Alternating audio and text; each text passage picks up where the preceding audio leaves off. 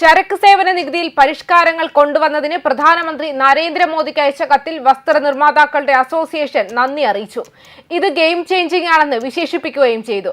വിവിധ ഉൽപ്പന്നങ്ങളുടെ GST നിരക്കുകൾ ഗണ്യമായി കുറച്ചുകൊണ്ട് സാധാരണക്കാരുടെ നികുതി ബാധ്യതകൾ ലഘൂകരിക്കാൻ നടപടികൾ സ്വീകരിച്ചതിന് പ്രധാനമന്ത്രിയോട് നന്ദി പറയുന്നു. ഇന്ത്യയിലെ സാധാരണക്കാരായ ജനങ്ങൾക്ക് വേണ്ടി പ്രവർത്തിക്കുന്ന നേതാവാണ് നരേന്ദ്രമോദി. അതിന്റെ ഫലമായിട്ടാണ് മറ്റൊരു രാജ്യത്തിന്റെ ഭീഷണി ഉണ്ടായിട്ടും ജനങ്ങളെ കൈവിടാതെ ചേർത്ത് പിടിക്കുന്നതെന്നാണ് വിദഗ്ധർ അഭിപ്രായപ്പെടുന്നത്. എന്നിരുന്നാലും ടെക്സ്റ്റൈൽസ് മേഖലയെ ബാധിക്കുന്ന ഒരു പ്രത്യേക പ്രശ്നത്തെക്കുറിച്ചും അസോസിയേഷൻ ആശങ്കകൾ ഉന്നയിച്ചിട്ടുണ്ട്. 2500 രൂപയ്ക്ക് മുകളിലുള്ള വസ്ത്രങ്ങളുടെ GST നിരക്കിൽ ശ്രദ്ധ കേന്ദ്രീകരിക്കണമെന്നും മുഴുവൻ വസ്ത്രമേഖലയും നിർദ്ദിഷ്ട 18% നിരക്കിന് പകരം 5% സ്ലാബിന് കീഴിൽ കൊണ്ടുവരണമെന്നും CMAI പ്രധാനമന്ത്രി മോദിയോട് അഭ്യർത്ഥിച്ചു. 2500 രൂപയിൽ കൂടുതലുള്ള വസ്ത്രങ്ങൾക്ക് 18% GST ചുമത്താനുള്ള നിലവിലെ നിർദ്ദേശം വ്യവസായത്തെ പ്രതികൂലമായി ബാധിക്കുമെന്ന് CMAI പ്രസിഡന്റ് സന്തോഷ് കട്ടാരിയ പ്രധാനമന്ത്രി മോദിക്ക് അയച്ച കത്തിൽ പറഞ്ഞു.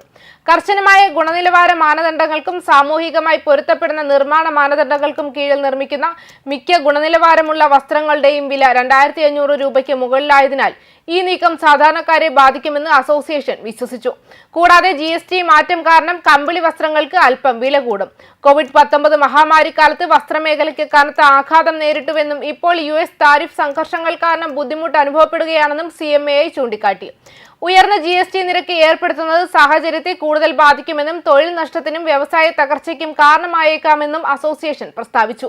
തുണിത്തരങ്ങൾ ബഹുജന ഉപഭോഗത്തിന്റെയും ആവശ്യ വസ്തുക്കളുടെയും ഇനങ്ങളാണെന്നും മുഴുവൻ മേഖലയ്ക്കും ഏകീകൃത 5% GST നിരക്ക് ഗുണം ചെയ്യുമെന്നും അസോസിയേഷൻ വാദിച്ചിട്ടുണ്ട്. വസ്ത്രങ്ങളുടെ GST നിരക്ക് വർധനവ് പുനഃപരിശോധിക്കണമെന്നും പകരം മുഴുവൻ വസ്ത്രമേഖലയ്ക്കും ഏകീകൃത 5% GST നിരക്ക് സ്വീകരിക്കണമെന്നും സർക്കാരിനോട് ആവശ്യപ്പെട്ടു.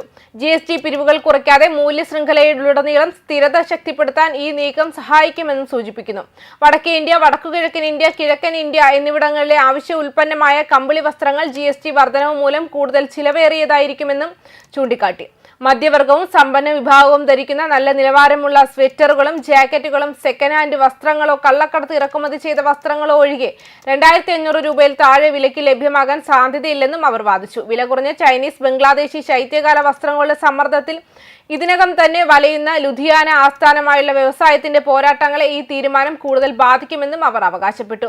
കുർത്ത, പൈജാമ തുടങ്ങിയ പരമ്പരാഗത ഇന്ത്യൻ വസ്ത്രങ്ങൾക്ക് 18% GSTയും ആധുനിക യന്ത്രനിർമ്മിത തുണിത്തരങ്ങൾ കൊണ്ട് നിർമ്മിച്ച വസ്ത്രങ്ങൾക്ക് 5% GSTയും ഈടാക്കുമെന്നും അസോസിയേഷൻ ചൂണ്ടിക്കാട്ടി.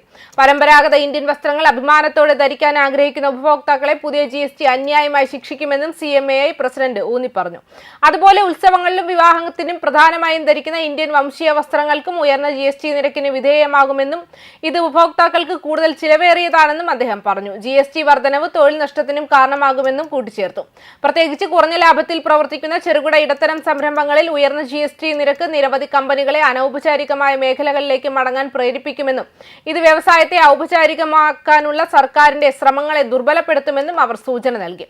വിവിധ കാരണങ്ങൾ ചൂണ്ടിക്കാട്ടി CMAI പ്രസിഡന്റ് തന്റെ കത്തിൽ മുഴുവൻ വസ്ത്രമേഖലയ്ക്കും ഏകീകൃത 5% GST നിരക്ക് സ്വീകരിക്കണമെന്ന് സർക്കാരിനോട് ആവശ്യപ്പെട്ടു.